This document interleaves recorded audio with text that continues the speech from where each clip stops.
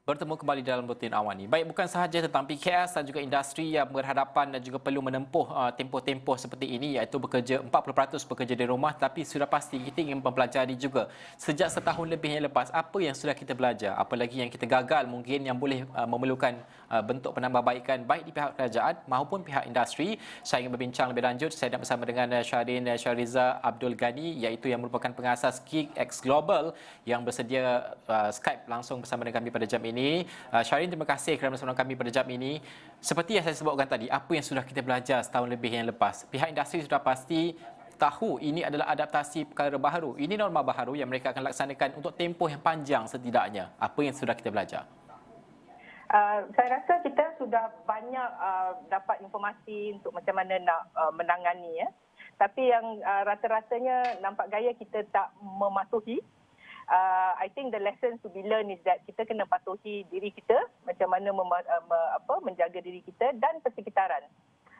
Yang itu yang kita tak belajar lagi. Masih ada yang melanggar SOP, yang tak mau pakai mask. So sebab itu dah menular teruk sangat sekarang, kan?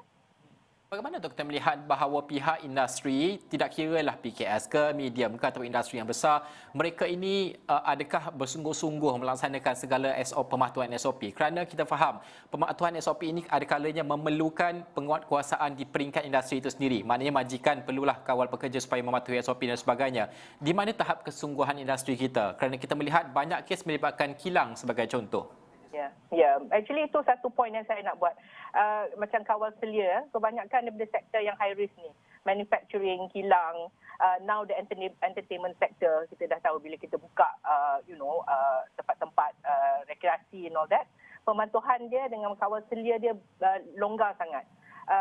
Also macam construction, pembangunan, kalau kita drive through, kalau tengok pekerja-pekerja di site, banyak yang tak memakai mask dan tak menjaga social distancing. Jadi majikan must be serious, sebab kalau tidak kita akan alami total shutdown of all our economic sector, dan itu akan membawa banyak problems yang lain. Jadi kawal selia tu important sangat. Saya nampak tengah-tengah sektor tak mengikut SOP atau kawal selia pekerja-pekerja mereka.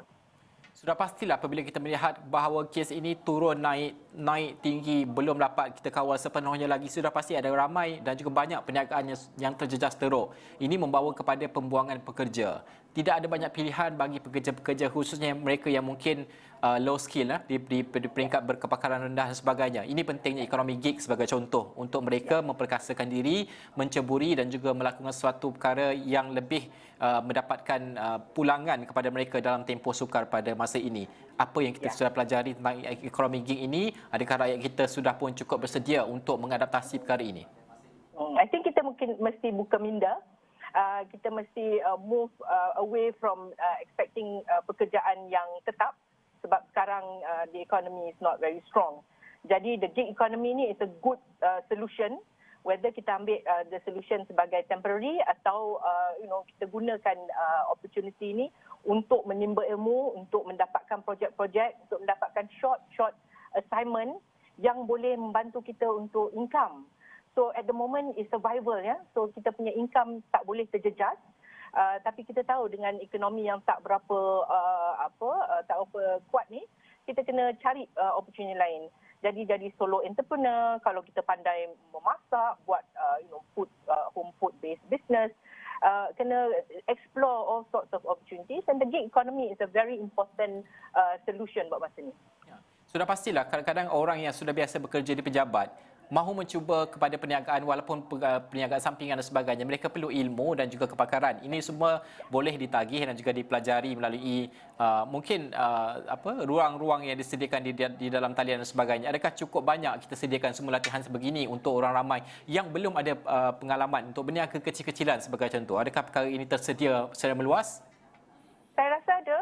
Saya ambil example agensi-agensi kerajaan yang membuat program-program di talian.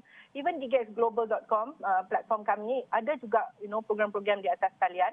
Infrastruktur mesti kuat, jadi kita kena ada high speed internet and all that. Kalau tidak, kita tak boleh berfungsi juga. Jadi pihak policy makers, pihak kerajaan must make sure that kita punya internet connectivity is good, so that orang orang biasa boleh dapat menimba ilmu dan juga menjalankan e-commerce di atas talian buat masa ni. Kita akan nampak keadaan ni akan jadi dalam another 2 years or so. I don't think it will end very soon. Kita punya vaccination program dijalankan dengan secara pantas, tapi banyak yang kita nak buat lagi. Jadi kita kena build our resilience lah, at least dalam masa tahun ni. Saya suka melihat kepada COVID-19 ini sebagai satu reality check untuk kita periksa realiti. Tidak kira kita di peringkat mana, individu, industri ataupun syarikat kecil dan sederhana dan sebagainya. Dan perkara paling utama iaitu di mana tahap daya tahan kita apabila berdepan kejutan-kejutan seperti ini. Pada pandangan Syahrin sendiri, adakah perkara ini dilakukan oleh kebanyakan individu di Malaysia yang terjejas akibat PKP ini untuk menambah baik daya tahan mereka?